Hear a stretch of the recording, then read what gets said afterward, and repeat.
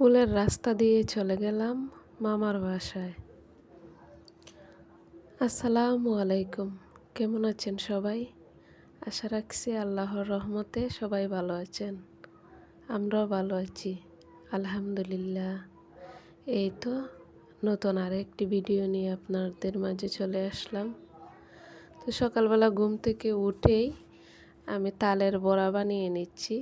আজকে একটি বিশেষ দরকারে আমার মামার বাসায় যাব, তাই কিছু ফ্রোজেন তালের রস ছিল, এই রসগুলা দিয়ে তালের বড়া বানিয়ে নিয়েছি। মামাতো ভাই বোনের জন্য এই যে তালের বড়া নিব, আর আদিবার আব্বু চিপস, মিষ্টি, চকলেট এগুলোও নিয়েছিলেন। এই তো আমরা সব কিছু গুছিয়ে রওনা দিয়ে দিলাম। আর রাস্তা দিয়ে যেতে যেতে এত ফুল, শুধু ফুল আর ফুল রাস্তার মধ্যে।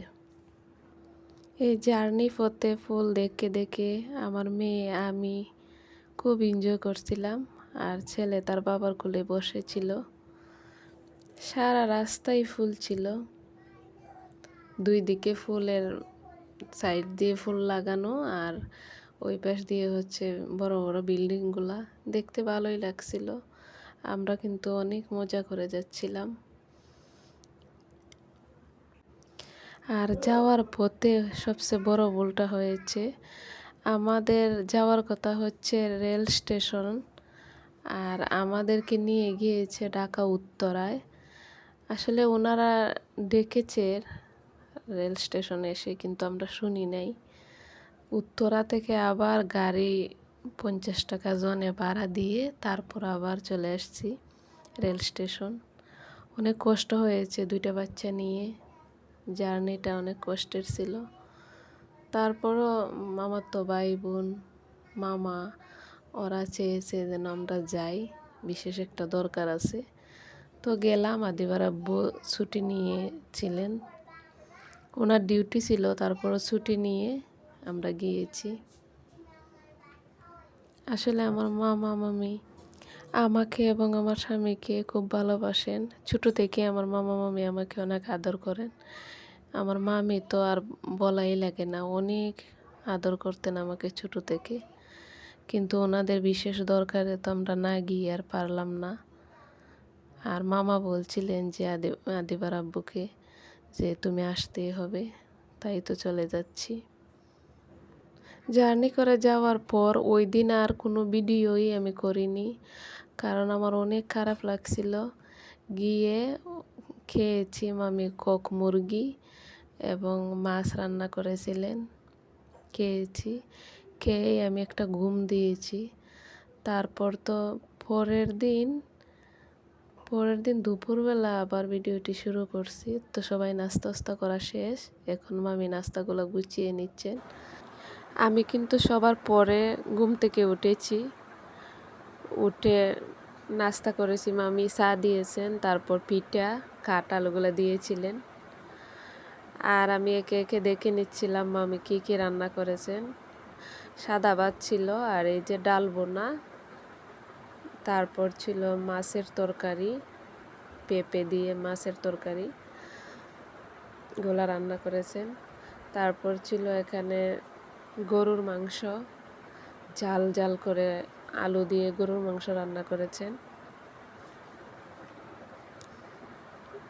এখানে কিছু কাঁঠালও ছিল, আর ছিল এই যে মজার একটি শুটকির ভর্তা। শুটকির ভর্তাটা দেখতে যেমন সুন্দর, তেমন খেতেও অনেক মজা হয়েছিল। তো আমি, আমার মামাতো ভাই বোন, আর আমার ছোটো মামি আর আদিবার আব্বুই খেয়ে ফেলেছি। আর এই যে আদিবার আব্বুকে আমার মামি সব খাবার বেড়ে দিয়েছেন। উনি তো সব আগে শুটকির ভর্তা নিয়েছেন, তারপর মুখে ভাতও দিতে পারছেন না। ওনার মেয়ে তো শুরু করছে যে বাবা মোবাইলে কার্টুন দাও, কার্টুন দাও। তারপর উনি ভাত খাওয়া দাওয়া রেখে আগে কার্টুন দিয়েছেন। আমার কথাগুলো যেমন কেমন যেন লাগছে, কারণ আমার প্রচণ্ড মাথা ব্যথা, তারপরও আমি ভয়েস দিচ্ছি। আর আমরা দুপুরে খাওয়া দাওয়া করে একটু পরেই আমরা চলে যাব আমাদের বাসায়। কারণ আদিবার আব্বুর ডিউটি আছে, গিয়ে ডিউটি ধরবেন। তো বাসায় আমরা চলেও আসছিলাম বিকেলে, এই তো আমরা চলে যাচ্ছি। আর রাস্তা গাড়ির মধ্যে বসে শসা খেয়েছি, তারপর এখন আইসক্রিমও নিলাম। আর ওইদিকে বাসার কাছাকাছি চলে আসছি। একটা বাসার মাঝে দেখলাম কি সুন্দর ফুল গাছ। 2 দিন ধরে শুধু ফুলের রাজ্যেই আমি ঘুরতেছি। তো বাসায় এসেই তাড়াহুড়া করে আগে 2 কাপ চা খেয়েছি। তারপর এই যে অল্প একটু খাসির মাংস রান্না করব, ভাত ডাল এগুলাই শর্টকাটে রান্না করে নিব। আর উনি একটু দরকারে গেছেন বাজারে, তো আমি রান্নাটা করে নিতেছি। বাচ্চাদেরকে টিভি চালিয়ে দিয়েছি, ওরা কার্টুন দেখছে টিভিতে।